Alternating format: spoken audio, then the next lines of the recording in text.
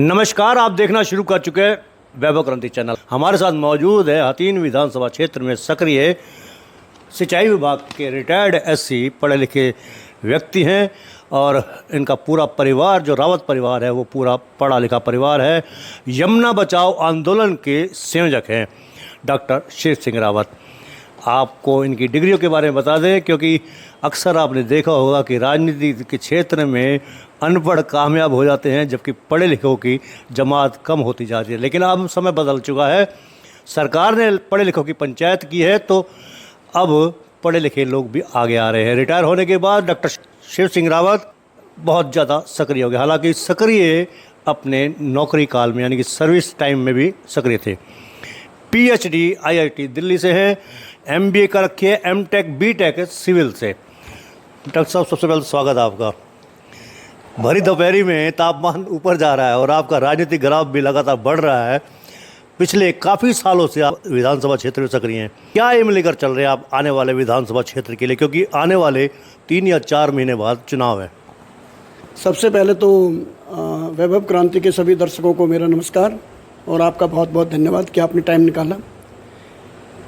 देखिए, गर्मी का मौसम तो है ही है, लेकिन बीच बीच में भगवान थोड़ी सी कर देता है, छोटी सी बारिश कर देता है, मौसम ठीक हो जाता है। हथीन विधानसभा क्षेत्र जैसा आपने जिक्र किया, पिछले कुछ सालों को अगर आप देखें तो हम शिक्षा के क्षेत्र में, सिंचाई के पानी के क्षेत्र में, उद्योगों के क्षेत्र में, हम हरियाणा के अगर मेवात के कुछ हिस्से को छोड़ दें तो हम भी उसी कैटेगरी में आते हैं। इसलिए मेरी एक ये कोशिश रही शुरू से ही, जब मैं नौकरी में भी था और अब रिटायरमेंट के बाद भी किसी तरह से अपने किसानों को, नवयुवकों को, औरतों की कंडीशन को शिक्षा में, स्वास्थ्य में किस तरह से ऊपर लेके जाएं, पर्यावरण में खेती को किस तरह से हम बढ़ावा दें, फलदार वृक्षों से लगाएं जिससे कि किसानों की आमदनी बढ़ सके। इस मुद्दे को लेकर हम आगे बढ़े पिछले 6-7 सालों से। और अब मैं जैसे कि 2023 में जनवरी में रिटायर हो गया हूं, तो पिछले 1.5 साल से काफ़ी हद तक गांव-गांव जाकर लोगों की समस्याएं सुन रहे हैं और जो सामाजिक काम हमने अपने 6-7 साल में किए हैं उसके बारे में चर्चा कर रहे हैं। लोग बहुत दिल से चाह रहे हैं कि कोई पढ़ा लिखा इंसान आकर हमारे हथीन विधानसभा क्षेत्र का भला करे और मैं उस पर पूरा खरा उतरने की कोशिश करूँगा, ये मेरा वायदा है। यमुना हमारे किसानों की जीवन रेखा मानी जाती है। आपने यमुना पर आपने डिग्री डिप्लोमा भी किया, तो आपने किस उसमें किया है? जी, मैं ये बताना चाहूँ कि आईआईटी दिल्ली जो हमारे बच्चों का ड्रीम होता है, हर पेरेंट चाहता है कि आईआईटी में बीटेक ही कर ले। मैंने लोगों के दुआओं से या मेरी अपनी मेहनत से, मेरे माँ बाप के अच्छे कर्मों की वजह से मैंने आईआईटी दिल्ली से पीएचडी किया है, यमुना के ऊपर किया है। यमुना नदी हमारी जीवन रेखा है।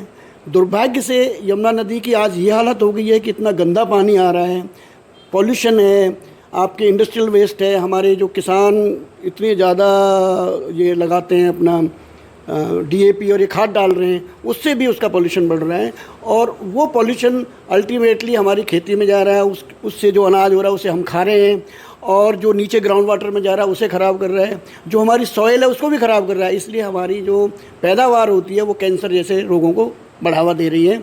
इसी मुद्दे को देखते हुए और क्योंकि मेरी स्पेशलाइजेशन भी इसी में है, मैं देश विदेश में घुमा हूँ, इजराइल गया हूँ, ऑस्ट्रेलिया गया हूँ, वहाँ इस पानी को बड़े अच्छे ढंग से ट्रीट किया जाता है और खेती योग्य बनाया जाता है। तो उन्हीं बातों से मुझे ऐसा लगा कि क्यों ना मैं लोगों में जागरूकता फैलाऊँ और मैंने दिसंबर 2023 में 7 दिन लगभग 100 किलोमीटर के करीब दिल्ली बॉर्डर से लेके अपना जो हसनपुर, जो अपना यूपी का बॉर्डर है, मोहाली गाँव, वहाँ तक वो यात्रा की थी। लोगों में इतना उत्साह है, लोग चाह रहे हैं कि भाई कोई आदमी आके इस तरह की लीड ले और इस जो हमारा किसानों का दर्द है, दुख है, कैंसर जो बीमारी है, इससे किसी तरह से निजात मिले।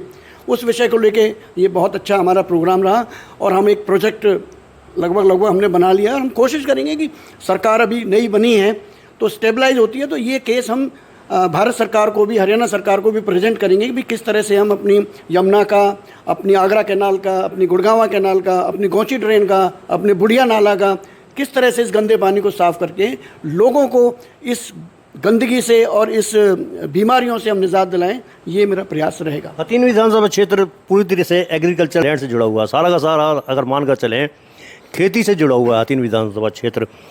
जैसा कि आपने बताया कि यमुना की समस्या है, नदी की समस्या है, तो कैंसर जैसी घातक बीमारियां भी हो रही हैं।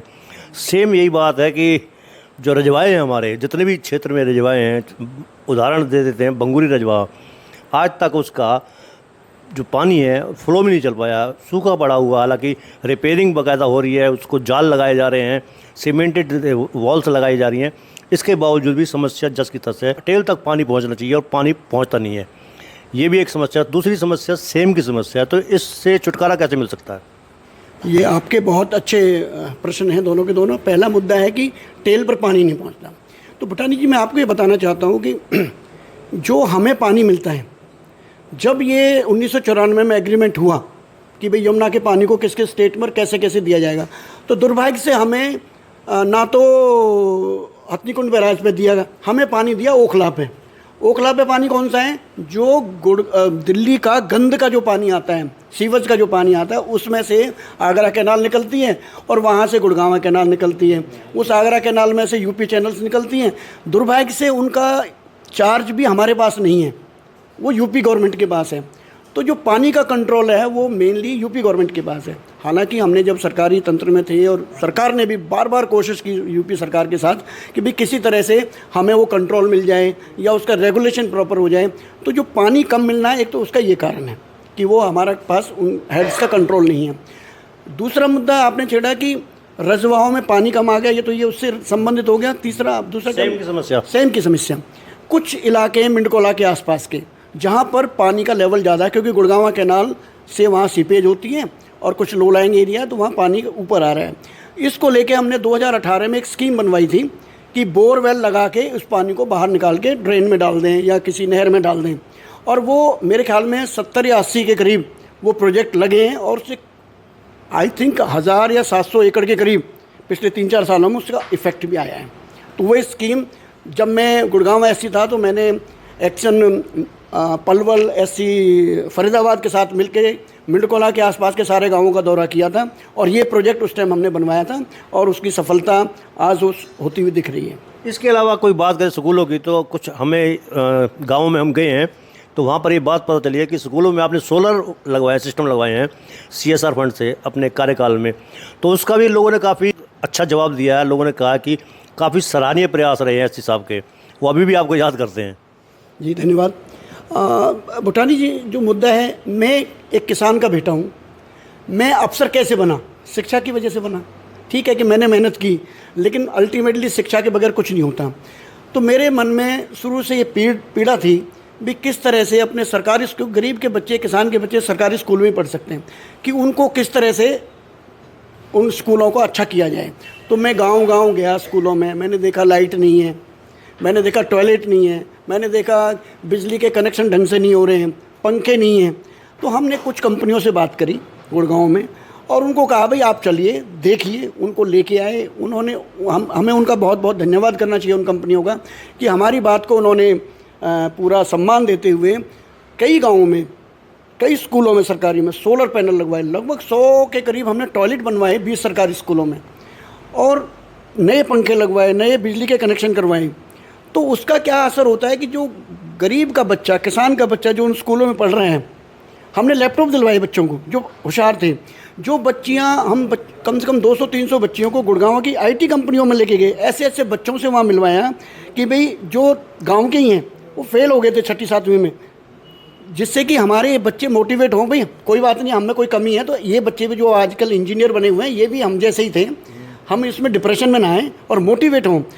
हमने इस तरह की कोशिश की भी, चाहे वो लड़की हो चाहे लड़का हो, सरकारी स्कूल में जो भी पढ़ता है उसकी क्वालिटी ऑफ एजुकेशन इंप्रूव हो और इंफ्रास्ट्रक्चर स्कूल का इंप्रूव हो, उसको लेके हमने काम किया है। और बिना शिक्षा के सब कुछ व्यर्थ है। अब आने वाले 3 या 4 महीने बाद चुनाव है, क्योंकि लोकसभा के चुनाव संपन्न हो चुके हैं, विधानसभा के चुनाव की तैयारी है। मिशन विधानसभा चुनाव में आपका अगला विजन क्या है? भुटानी जी, मैं बताना चाहता हूं कि अभी हमने पिछले 3-4 महीने से एक प्रोग्राम शुरू किया हुआ है, बदलाव के लिए घर घर दस्तक कार्यक्रम, जिसमें बदलाव हम कोई ऐसा नहीं कोई किसी का वो कर रहे हों। बदलाव का मतलब अच्छे के लिए बदलाव, शिक्षा पर, पानी पर, स्वास्थ्य पर, औरतों की कंडीशन पर, हाइजीन पर, ये चीज़ें एक अच्छे रूप में हों, यूनिवर्सिटी हो वहाँ पर, सिंचाई का पानी अच्छा हो, वो सुविधाओं को लेकर हम एक बदलाव के लिए वहाँ काम कर रहे हैं। अभी तक हतीन, मैंने जैसे पहले भी कहा, हम इतने बैकवर्ड हैं, और दुर्भाग्य ये है कि हम दिल्ली के इतने नज़दीक होते हुए भी इतने पिछड़े हुए हैं, और मेवात के ही हम एट पार हैं, मतलब कोई अच्छा हमारा है नहीं। उसका मैं ऐसा कारण मानता हूँ कि चाहे हमारे कोई राजनीतिक पार्टियाँ हों, चाहे हमारे पब्लिक रिप्रेजेंटेटिव हों, उनकी शायद प्रायोरिटीज़ कुछ और रही होंगी। मेरी प्रायोरिटी तो सिर्फ और सिर्फ ये है कि समाज का कल्याण हो, गरीबों का भला हो, गांव किसी तरह से, क्योंकि महात्मा गांधी ने बहुत सुंदर शब्दों में कहा है कि भाई अगर देश को आगे ले जाना तो गाँवों को आगे लगाना पड़ेगा। चौधरी चरण सिंह भी यही बात कहते थे। हम उस फिलॉसफी पे चलने वाले लोग हैं कि भाई किसी तरह से किसान की आमदनी बढ़े, किसान का जीवन अच्छा हो, गरीब परिवार, जो समरसता की बात हो रही है आज देश में, जो इनइक्वालिटी की बात हो रही है, उसको कैसे ख़त्म करें। सरकार कर रही है कोशिशें, लेकिन हम सामाजिक तौर पे, राजनीतिक तौर पे, लोकल लेवल पे कैसे करें, वो बहुत इम्पोर्टेंट है। हमने किसी जाति विशेष या किसी धर्म विशेष का ना ध्यान रखते हुए ओवरऑल हथीन में कैसे विकास हो। अभी खिल्लू का स्कूल जाइए आप, CSR में हमने 60 लाख रुपए लगवाए वहाँ पर। मतलब पूरे मेवात के, मैं गारंटी लेता हूँ, पूरे मेवात में अगर उस जैसा स्कूल हो तो मैं मान जाऊँगा। तो हमारा उद्देश्य है कि शिक्षा में बच्चे आगे बढ़ें। क्या कराया था खिल्लू का गाँव में? सारा उसकी बाउंड्री वॉल है, उसके प्लस्तर हुए हैं, नया फर्नीचर है, सोलर सिस्टम लगा है, लाइटें लगी हैं, पंखे लगे हैं, नया फर्नीचर आया है, पानी की सुविधा बनी है। और जो वहाँ पहले उसमें भैंसें, कटड़े और आपके कुत्ते घूमते थे उसमें, अब वहाँ लड़कियों का रिजल्ट देखिए। तो ये हमारा एक छोटा सा प्रयास है। डॉक्टर साहब, आखिरी सवाल ये है कि राजनीतिक दल से शुरुआत होती है, आपने अभी तक किसी दल का दामन नहीं थामा है, तो आप कौन सी पार्टी से चुनाव लड़ेंगे या निर्दलीय चुनाव लड़ने में उतरेंगे? जी, ये बहुत अच्छा आपका प्रश्न है। देखिए, मेरा जो परिवार है पढ़ा लिखा परिवार रहा, कोई राजनीतिक हम कभी, हमारा कोई जैसे और बहुत सारे लोग राजा महाराजाओं के हैं, हम तो वो हैं नहीं। एक कॉमन किसान के बेटे आगे आए, पढ़े लिखे, और समाज का कुछ परमात्मा ने ज्ञान दिया कि भाई भला करो, उसको लेके आगे बढ़ रहे हैं, लोगों में जा रहे हैं। पार्टी मैंने अभी कोई ज्वाइन नहीं की, इसमें कोई दो राय नहीं है। लेकिन मेरा मकसद पार्टी या ना पार्टी का मुद्दा नहीं है। मेरा मकसद ये है कि कोई पार्टी मुझे कहेगी भैया आप अच्छा काम कर रहे हो, आप जैसे लोगों की हमें ज़रूरत है देश सेवा के लिए, समाज सेवा के लिए, अच्छा काम करने के लिए, तो मेरे को कोई एतराज़ नहीं है। लेकिन मैं अपना काम करता रहूँगा। कोई पार्टी देगी तो अच्छी बात है, नहीं तो जनता की आवाज़ मेरे साथ है, उस जनता जनार्दन का की आवाज़ का ध्यान रखते हुए फिर वैसे रहेंगे। तो दादा काना की नगरी बहिन के निवासी डॉक्टर शिव सिंह रावत को कोई ऑफर मिली है? देखिए, ये विषय ऐसे होते हैं कि अभी आपने देखा होगा MP के इलेक्शन से पहले कैसे भागदौड़ मची थी। वो चीज़ें, मैं उन चीज़ों में विश्वास नहीं करता। जब आप दादा कान्हा की बात करते हैं, दादा कान्हा रावत की अगर हिस्ट्री में जाएं आप, उनको मेवात की सल्तनत ऑफर हुई थी कि भाई आप धर्म बदल लो, लेकिन उन्होंने ठोकर मार दी। उन्होंने मरना पसंद किया, लेकिन किसी लोभ लालच में नहीं आए वो। आज समाज की ये विकृति हो गई है, चंद पैसों में, चंद लालच में हम इधर से उधर भाग जाते हैं। मैं इन चीज़ों से बहुत दूर हूँ, और दादा कान्हा कि मैं 10% भी सपनों को पूरा कर पाऊँ ईमानदारी के साथ, ये मेरी इच्छा है, और मैं समाज के भले के लिए बिल्कुल काम करता रहूँगा। तो ये थे हमारे बीच में डॉक्टर शिव सिंह रावत, जमुना बचाओ आंदोलन के संयोजक हैं और काफ़ी पढ़े लिखे भी हैं। SC रिटायर हुए हैं, कई डिग्रियाँ लेकर आए हैं, और थी उन्होंने वो यमुना पर की थी। बहरहाल आप हमें इजाज़त दीजिए, हमारे चैनल को आप लाइक करें, फॉलो करें, और हथीन विधानसभा क्षेत्र में जिस प्रकार से डॉक्टर शिव सिंह रावत ने अपने अनुभव का, एक्सपीरियंस का जो पेश किया है एक नमूना, उससे आप भली भांति परिचित हो गए होंगे कि उनके मन में अपने इलाके के लिए कितना दर्द है। आप हमारे चैनल को लाइक करें, फॉलो करें, कमेंट बॉक्स में एक प्रतिक्रिया दें, इस लिंक को ज़्यादा से ज़्यादा शेयर भी कर दें। धन्यवाद। जय हिंद, जय भारत। इसी प्रकार से आप समस्याएं कोई आपके गांव में है या आपके क्षेत्र में है, तो आप हमें नीचे दिए हुए नंबर पर बताएं। निश्चित तौर पर आपकी समस्या के समाधान के लिए, आपकी आवाज़ को उठाने के लिए हम आपके बीच में होंगे।